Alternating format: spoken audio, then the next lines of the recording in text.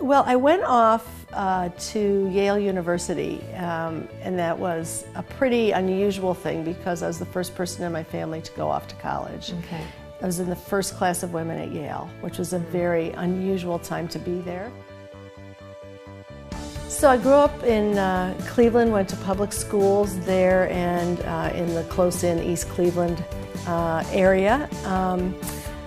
That was a time when all the federal policies in the 50s and 60s after Sputnik were coming into the schools. And so in retrospect, I was actually very much benefited by a lot of the policy of that time. Well, you know, I think I want, of course, you know, what we all want for our kids. You know, you want them to have an education that is exhilarating and engaging and intellectually stimulating, and experiences that let them find their own passions. Well, we have three wonderful children, Kia, Elena, and Sean.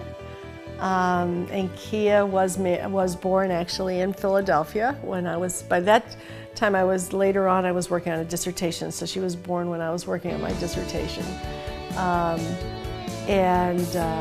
We later moved to Washington where Elena and Sean were born, and they are magnificent people.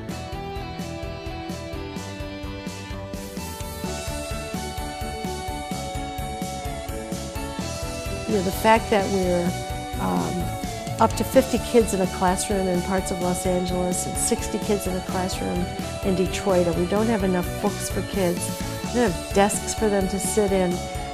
You know, we're losing the basic supports for education in high-need communities serving low-income students.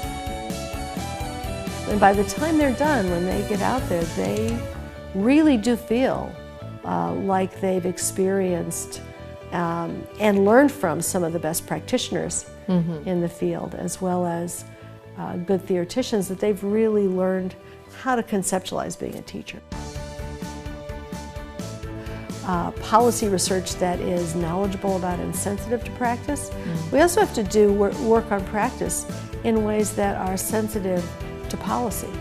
Because a lot of people who work on practice and advocate for the dissemination of good practices are clueless about the constraints that teachers and principals work under.